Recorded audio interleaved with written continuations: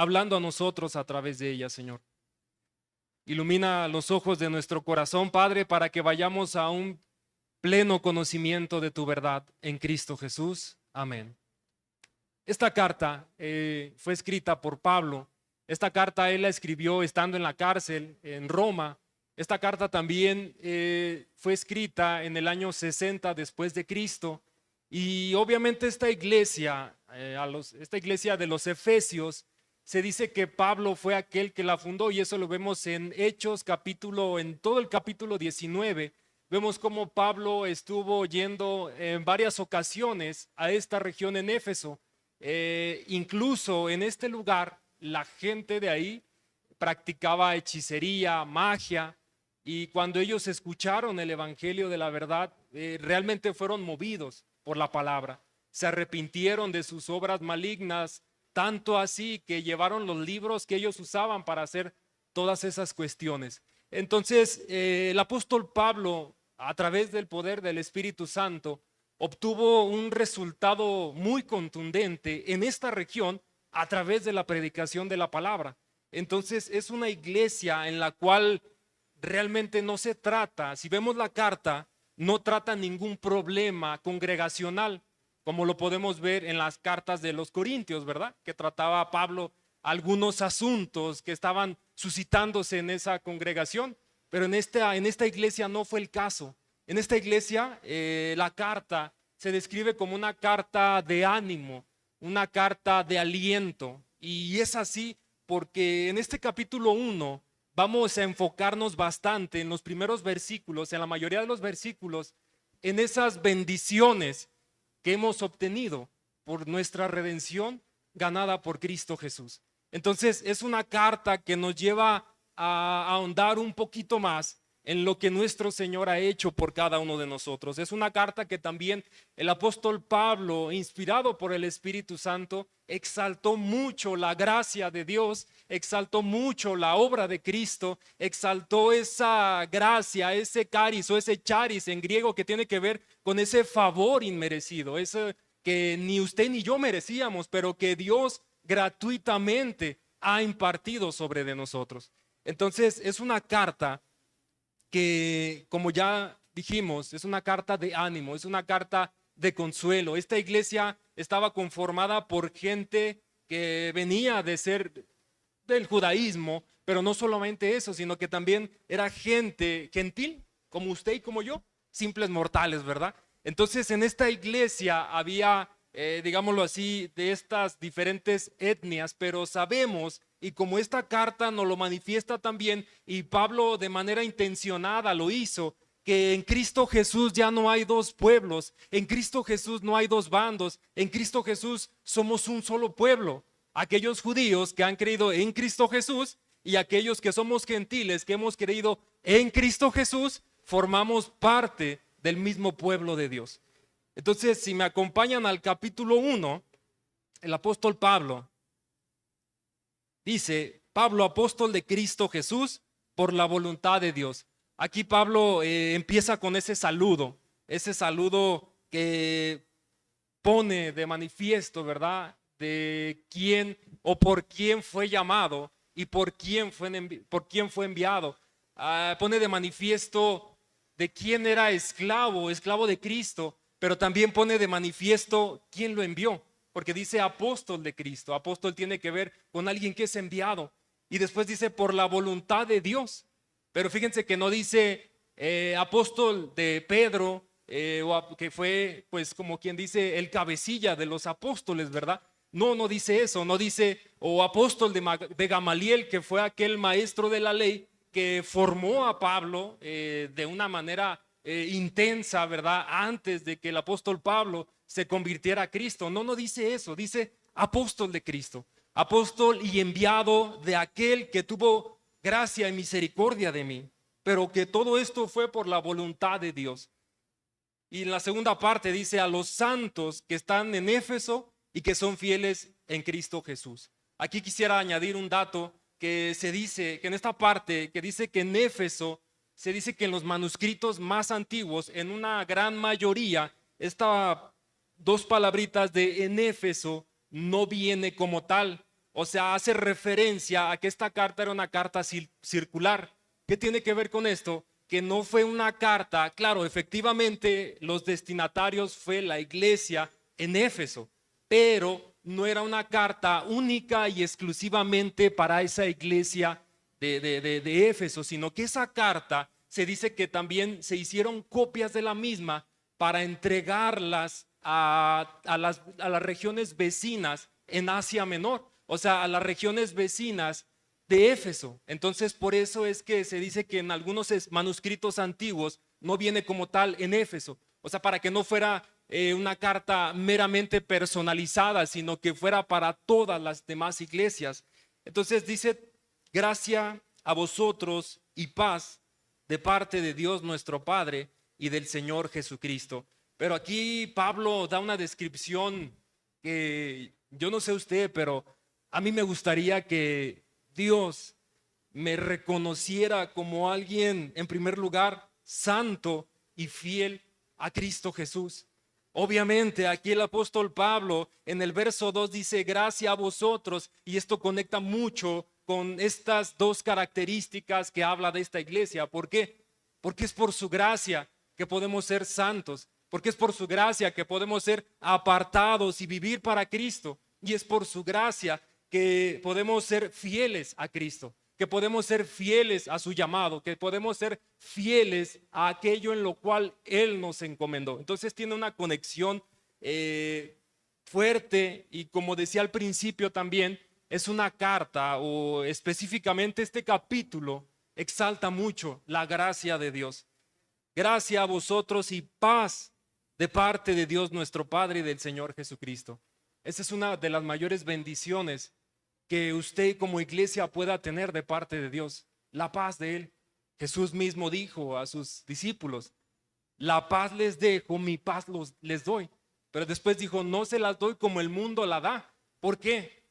Porque en el mundo, si usted medita un poquito en eso, nunca vamos a tener paz. En el mundo, las corrientes del mundo siempre te van a demandar más: ten más de esto, haz lo otro, vive de esta manera, afánate por esto, afánate por lo otro, ten más dinero. O sea, el mundo siempre te va a estar presionando a vivir de una manera afanada, de una manera centrada en ti como persona. Y eso, pues, ¿qué va a haber? No va a haber paz en una persona así. Por eso esa paz, dice la palabra, que sobrepasa todo entendimiento, solo nos la ha impartido Él. Por eso Pablo dice: gracia y paz a ustedes de parte de Dios nuestro Padre y del Señor Jesucristo. Dice en el verso 3, y aquí vamos a empezar con esas bendiciones de las cuales hablábamos, que Dios nos ha dado en Cristo Jesús. Dice la palabra que son bendiciones espirituales. Claro que Dios es el que nos provee la economía también, sea que si tenemos mucho, poco o lo que tengamos, Dios es el que lo ha provisto. Pero principalmente Dios nos ha provisto como sus hijos de bendiciones espirituales.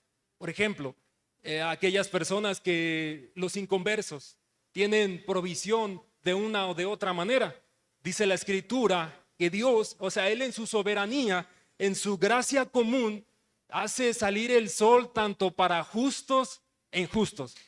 O sea, en ese sentido, Él no ve si la persona es justa o injusta. Al final de cuentas, lo que tenemos, seamos justos o injustos, Dios lo ha provisto. Pero, aquí viene el pero, para nosotros como hijos de Dios, disfrutamos de esas bendiciones espirituales que como personas fuera de Cristo no podemos disfrutar, pero en Cristo Jesús podemos disfrutar de esas bendiciones espirituales, o sea, esas bendiciones eternas. Y en el verso 3 llama la atención que antes de describir esas bendiciones que Dios nos ha dado, Pablo primero exalta a Dios. Pablo, en asombro de todo aquello que va a describir, y no realmente, ya cuando empezamos a meditar en esta palabra, en esta escritura, vemos, pues wow, con razón el apóstol Pablo tuvo un momento de asombro antes de describir las bendiciones que tenemos en Cristo Jesús. Y antes de irlas desglosando poco a poco, me gustaría que las viéramos cuáles son. La primera, nos escogió en Cristo antes de la fundación del mundo. Verso 4, primera parte. Parte del propósito por el cual nos escogió. Verso 4, en la segunda parte. Nos predestinó para ser adoptados como hijos mediante Jesús Cristo. Versículo 5. Nos impartió de su gracia en su Hijo. Verso 6. Hemos sido redimidos y por tal causa nuestros pecados fueron perdonados. Verso 7. Nos dio sabiduría y discernimiento para conocer, para darnos a conocer el misterio de su voluntad. Versos 8 y 9. Nos predestinó. Versos 11. El hecho de vivir para su gloria. Verso 12. Fuimos sellados con el Espíritu Santo. El Espíritu Santo nos fue dado como garantía de nuestra herencia. Estas son las bendiciones que Dios nos ha dado en Cristo Jesús. A veces podemos preguntarnos, bueno, ¿y de cuál manera fue aquella en la cual Dios me ha bendecido? O escucho que dicen, es que ya Dios me bendijo, es que ya Dios me ha dado toda bendición en Cristo Jesús. Pero ¿cuáles son esas bendiciones? Bueno, aquí las tenemos. Y dice, bendito sea el Dios y Padre de nuestro Señor Jesucristo, que nos ha bendecido con toda bendición espiritual en los lugares celestiales en Cristo. Otra cosa que es importante resaltar, que el apóstol Pablo una y otra vez enmarca eso de en Cristo. En Cristo hemos sido salvos, en Cristo hemos obtenido estas bendiciones, en Cristo, todo es en Cristo, a través de Él y por medio de Él. En el verso 4 dice, según nos escogió en Él antes de la fundación del mundo. Vemos cómo inicia con ese orden, esa primera bendición. No fue que algún día usted se levantó de mañana y dijo, bueno, hoy decido creer en Dios porque, bueno, a mí se me ocurrió.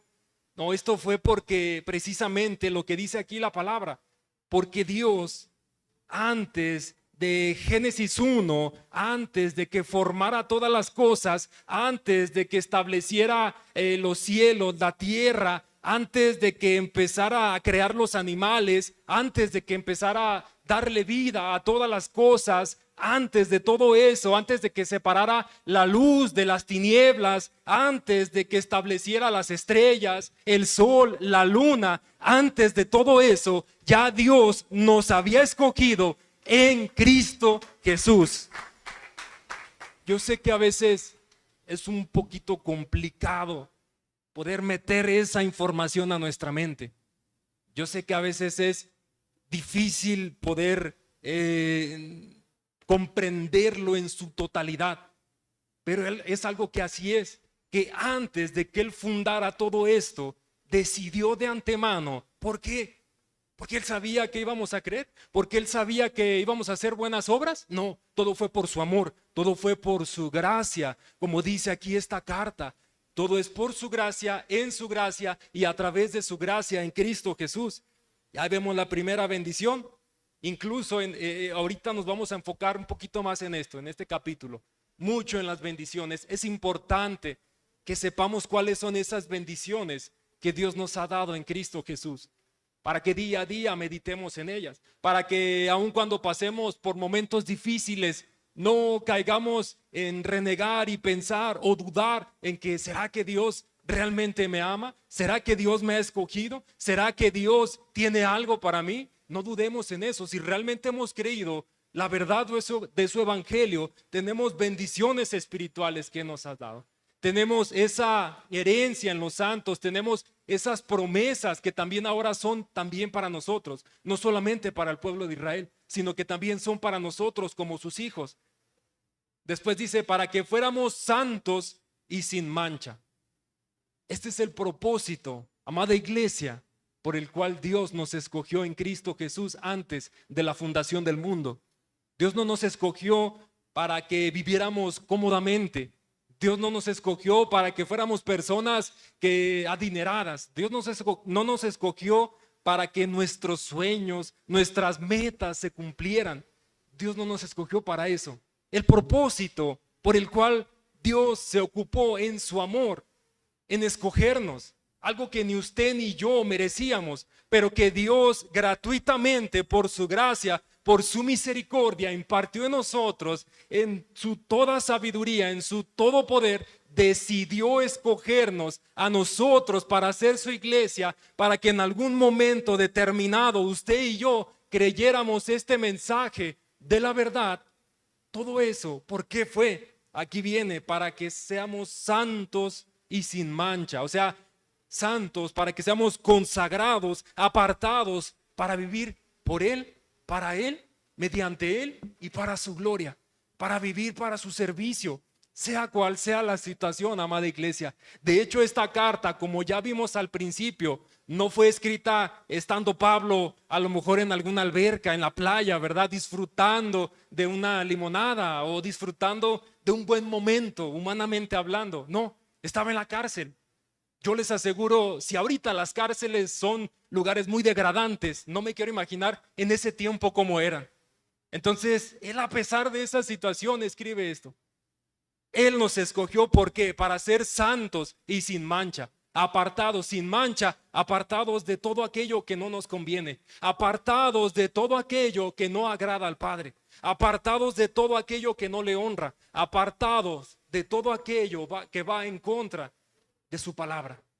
Ese es el propósito, amada iglesia, por el cual Dios nos escogió, vivir de esta manera, como personas santas y sin mancha. Pero la santidad no tiene que ver con una vida legalista, sino con una vida apartada para Él, con una vida que confía cada vez más en Él, una vida que da todo por Él, que cada vez más muere a su yo, muere a sí mismo para vivir solo para Él.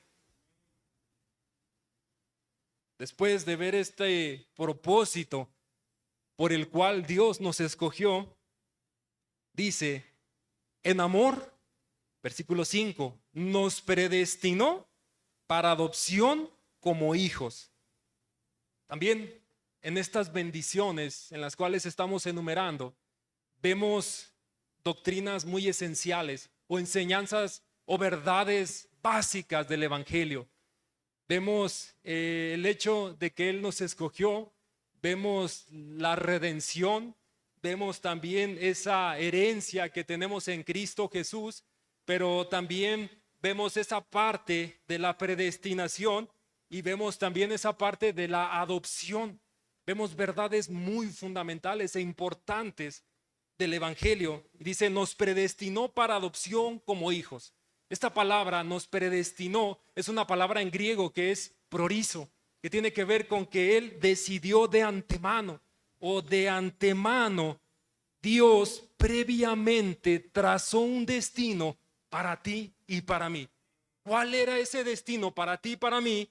Nos predestinó para adopción.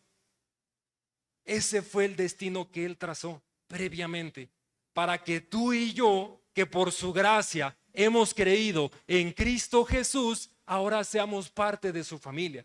Pero fíjense que dice, nos adoptó como hijos. Una gran diferencia en el caso de Jesús, ¿verdad?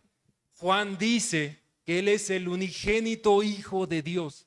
Es una diferencia abismal ser el unigénito Hijo de Dios o el eterno Hijo de Dios a ser adoptados como hijos. ¿Por qué? Porque ser el unigénito Hijo de Dios tiene que ver, unigénito, con que es único en su clase, único en su especie.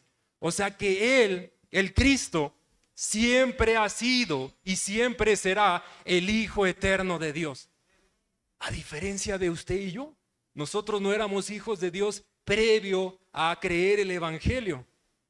Vivíamos en tinieblas, vivíamos separados de Dios, pero cuando Él decidió llamarnos por su gracia y nosotros respondimos en nuestra responsabilidad, respondimos a ese llamado en arrepentimiento y en fe, es en ese momento que ahora sí Dios nos adoptó para ser sus hijos, para ser parte de su familia. Por eso también esta carta, amada iglesia, y esto es algo sumamente importante que debemos entender cada vez más, el misterio por un lado de Cristo, pero también el misterio de la iglesia de Cristo.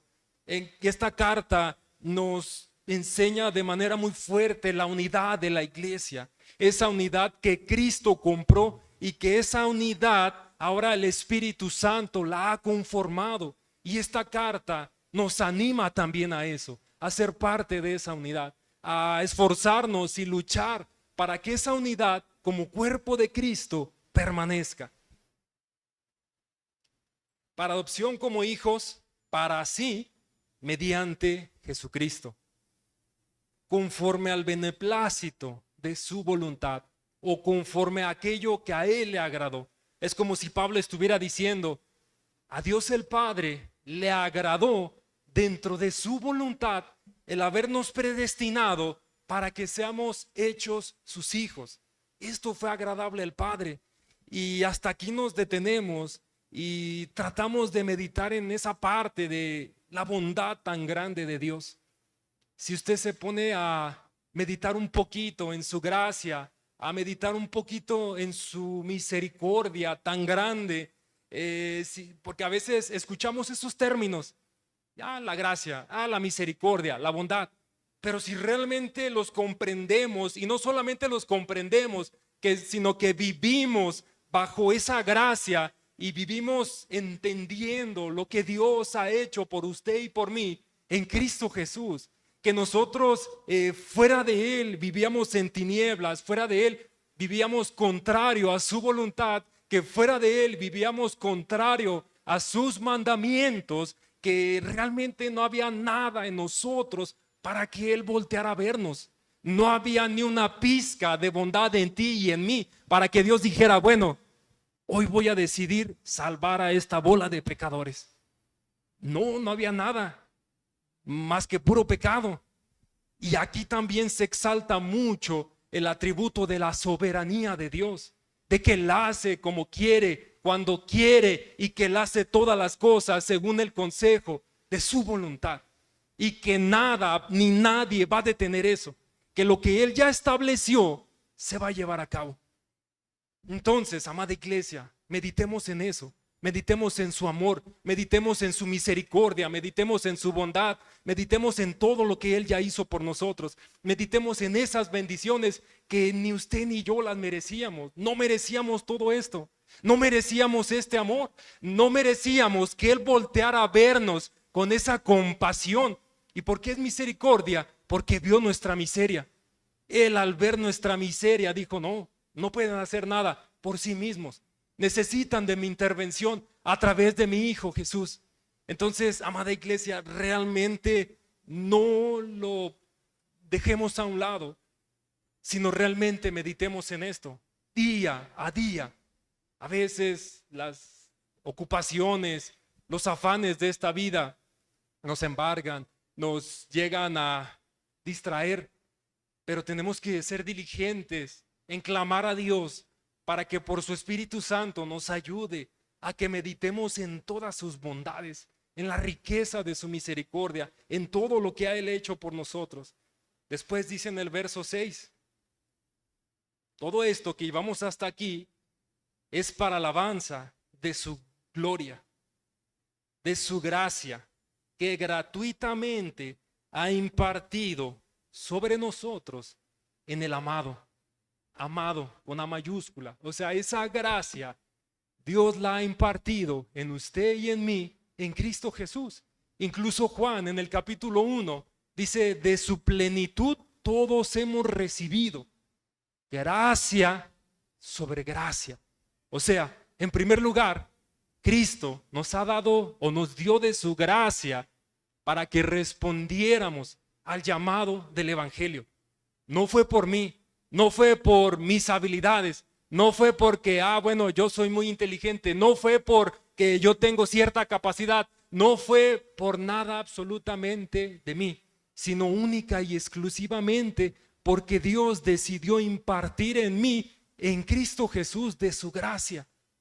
Impartió en mí esa gracia y así es como pude responder a ese llamado. Hubo un llamamiento eficaz en mí. Entonces, por un lado, Cristo nos da de su gracia para eso, pero también por el otro lado, Cristo nos da de su gracia para que permanezcamos como personas fieles, como personas santas, como personas consagradas y apartadas para Él, para que podamos vivir como en los capítulos más adelante, en su momento vamos a ir viendo que debemos vivir. No solamente nos dio la gracia para creer, sino que también nos da y nos sigue dando de su gracia para que sigamos creyendo y que a su vez obedezcamos su palabra. Y en el 7 dice: en Él tenemos redención mediante su sangre. Redención. ¿Qué tiene que ver con la redención? Bueno, sencillamente la redención tiene que ver con que nosotros éramos esclavos del pecado. Nosotros éramos esclavos del pecado, vivíamos bajo pecado, vivíamos según la naturaleza caída, vivíamos según las corrientes del mundo y no podíamos salir de ahí. En ocasiones queríamos vivir de otra manera, en ocasiones queríamos cambiar como personas, pero no podíamos porque éramos esclavos de algo. Pero Cristo nos redimió o nos compró. Eso tiene que ver con la redención. Él decidió comprarnos a precio de sangre, de su preciosa sangre, como dice su palabra en Apocalipsis 5:9, que Él compró con su sangre gente de toda tribu, lengua, nación para Dios el Padre. Entonces Él nos compró de esa, éramos esclavos nosotros al pecado, estábamos vendidos al pecado, pero Cristo con su sangre nos compró para sacarnos de esa esclavitud y ya no vivir más para el pecado, sino ahora vivir en Él, por Él y para Él, en esa libertad que solo Cristo nos da. No libertinaje, sino libertad para vivir en Él, sirviéndole y obedeciéndole, ahora sí de una manera amándole. No podíamos hacerlo libremente porque éramos esclavos, algo nos detenía, pero ahora en esa libertad podemos obedecer libremente porque ya Él nos compró, Él ya nos redimió de manera muy sencilla, muy rápida. Con eso tiene que ver la redención. En Él tenemos redención mediante su sangre y es por esto que Él perdonó nuestros pecados, por esa redención que Él nos dio. Según las riquezas de su gracia, versículo 8, que ha hecho abundar para con nosotros. Y después, en toda sabiduría y discernimiento, nos dio a conocer el misterio de su voluntad. Por un lado, la palabra sabiduría tiene que ver con el conocimiento que penetra el corazón de las cosas. Y por otro lado, la palabra discernimiento, o más exactamente, tiene que ver con la palabra prudencia, significa conocimiento que conduce a la acción correcta. Por un lado, Él nos dio la sabiduría, o sea, Él en esa sabiduría que nos impartió, eso permite que usted y yo como hijos de Dios podamos ir creciendo en conocerle, podamos ir creciendo en esas verdades que Él ha manifestado en su palabra, podamos comprender cada vez más, por ejemplo, su gracia, su amor, su santidad, su bondad y todo esto. Entonces, Él en esa sabiduría permite eso, pero por otro lado, en esa prudencia nos lleva a que actuemos de la manera correcta. Por un lado nos dio la sabiduría, pero no solo nos dejó ahí en el conocimiento, sino también nos dio la prudencia para que podamos actuar de manera como va ese conocimiento, o sea, una va ligada a la otra. En toda sabiduría y discernimiento, en eso, que nos dio a conocer el ministerio de su voluntad, según el beneplácito que se propuso en Él. Y realmente el misterio de Dios es Cristo, simple y sencillamente. ¿Por qué? Porque en el Antiguo Testamento veíamos sombras, o el pueblo veía sombras del Mesías. No era algo todavía que había sido desvelado, no el velo se había quitado todavía, sino Dios hablaba de la manera en cual debían acercarse a Él de distintas formas. Los sacrificios, o vamos a Génesis 3:21, ¿verdad? También cuando Dios mismo le puso las pieles de animales a nuestros primeros padres. Obviamente tuvo que haber un sacrificio. Ahí en primer lugar vemos el evangelio, ¿verdad? Vemos también los mandamientos, la ley, las promesas, las profecías. Toda esa revelación iba creciendo poco a poco. Eso que al principio estaba nublado, se iba desvelando poco a poco a través de los profetas, a través de las promesas que Dios daba. Por eso en Hebreos, la carta a los Hebreos dice que Dios, habiendo hablado de muchas maneras a nuestros padres, a través de los profetas, ahora nos ha hablado en Cristo. Por eso Cristo es el misterio del Padre, porque ese misterio que fue desde el antiguo pacto, de que ellos querían saber o indagaban de quién era ese siervo sufriente o quién era ese profeta que Moisés dijo: profeta de entre ustedes Dios les levantará y a él deben oír. ¿Quién iba a ser él? Bueno, por eso era un misterio, pero Dios decide revelarlo en la venida de su Hijo, cuando el Cristo se encarna y viene, cuando esa luz admirable viene a usted y a mí. Y en el verso 10, con miras a una buena administración en el cumplimiento de los tiempos, es decir, de reunir o de restaurar todas las cosas en Cristo, tanto las que están en los cielos como las que están en la tierra. En Él también hemos obtenido herencia, habiendo sido predestinados otra vez, según el propósito de aquel que obra todas las cosas conforme al consejo de su voluntad. O sea, lo que Dios en su presciencia o su previo conocimiento, Él en sí mismo se dispuso a hacer, eso lo va a llevar a cabo. ¿Por qué? Porque es su voluntad. Y después dice, verso 12, a fin de que nosotros, que fuimos los primeros en esperar en Cristo, o más exactamente, que tuvimos primero la esperanza en el Mesías. ¿Por qué Pablo dice eso? Bueno, porque está haciendo referencia a los judíos. ¿Por qué? Porque primero para ellos como pueblo de Israel les fue dada la promesa, les fueron dadas las profecías del Cristo, pero ahora esa puerta también se abrió para usted y para mí como pueblo gentil.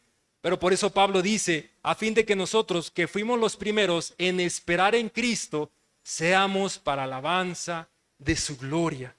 Verso 13, en Él también ustedes, después de escuchar el mensaje de la verdad, el evangelio de su salvación, y habiendo creído, fueron sellados en Él con el Espíritu Santo de la promesa. Esa promesa que dio el Padre. Vemos también que el Espíritu Santo nos fue dado como esa garantía de nuestra futura redención. El Espíritu Santo nos fue dado por muchas razones, pero una de ellas fue esta: para que nosotros esté esa certeza, esa seguridad de que en algún momento vamos a ser tomados por el Señor, de que en algún momento vamos a terminar esta carrera de la fe y vamos a llegar a la meta. Por eso continúa diciendo en el verso 14, que nos es dado, o sea, el Espíritu Santo, como garantía de nuestra herencia, con miras a la redención de la posesión adquirida de Dios para alabanza de su gloria. Aquí está hablando de lo futuro, aquí está hablando de aquello en lo cual, como ya dije ahorita, a ese final de la carrera, a que tenga por seguro, amado hermano, amada hermana, yo sé que a veces en nuestra vida de fe, por diversas circunstancias que nos tocan vivir, a veces no agradables a la carne, a veces nos puede embargar la duda, pero tenga por seguro que si usted ha creído al Evangelio de Cristo, usted fue sellado con su Espíritu Santo. O sea, en nosotros, en la iglesia de Cristo, está ese sello distintivo. O sea, hemos sido marcados con el Espíritu Santo. Eso también nos lleva a ver y entender que ya no nos pertenecemos a nosotros mismos, a entender que si Dios nos selló con su Espíritu, le pertenecemos a Él, le pertenecemos a Cristo. Entonces, también tenemos que entender que esta salvación que Cristo ganó para usted y para mí es algo seguro. Es algo seguro, tan es así que Él es nuestro buen pastor que va delante de nosotros. Que si ahora nos tiene en sus manos, téngalo por seguro que por su gracia y por su Espíritu Santo en nosotros, Él nos va a dar la diligencia para que podamos luchar y pelear en esta carrera de la fe y así llegar al final. No por nuestras obras, no por lo mucho que podamos hacer, no porque tanto podamos predicar el Evangelio, no porque tantas obras podamos llevar a cabo con los de afuera, no, sino única y exclusivamente por su gracia. Y en el verso 15, por esta razón, ya después Pablo de dar las bendiciones que como iglesia nos han sido dadas en Cristo Jesús, dice Pablo, por esta razón también yo, habiendo oído de la fe en el Señor Jesús que hay entre ustedes y de su amor por todos los santos o por todos los consagrados o por toda la iglesia. Y fíjense, amada iglesia, que este es un sello distintivo de nosotros como iglesia. Y tiene que ser así, el amor. El amor nunca puede faltar en una iglesia de Cristo. El amor es lo que nos distingue como cuerpo. El amor es lo que nos distingue, el amor verdadero, el amor genuino, el amor que Cristo ha impartido en nosotros. Ese amor que no ve por lo suyo, eso nos tiene que distinguir entre nosotros. El amor los unos por los otros. Verso 16. No ceso de dar gracias por ustedes, haciendo mención de ustedes en mis oraciones, pidiendo que el Dios de nuestro Señor Jesucristo, el Padre de gloria, les dé espíritu de sabiduría y de revelación, o sea, los lleve a una actitud espiritual para que en esa sabiduría podamos comprender todo aquello que Él ya reveló.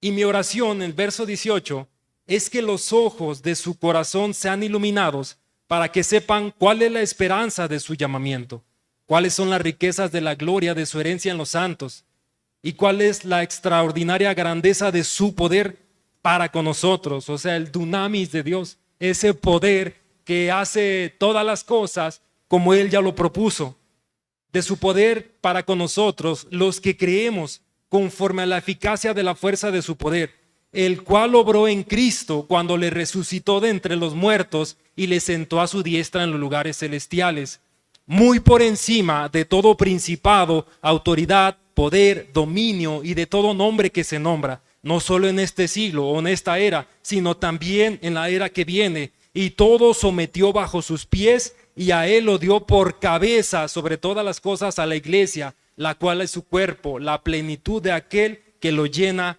todo en todo. Y en eso concluimos, iglesia, en que Cristo lo llena todo, en que en Él tenemos esa plenitud verdadera, en que en Él tenemos esa paz verdadera, en que en Él tenemos ese gozo verdadero. ¿Por qué? Porque lo llena todo, porque su poder es aquel que obra, es aquel que obró en nosotros y a través de nosotros, para que también nosotros podamos amarnos como iglesia, para que podamos seguir en esa unidad.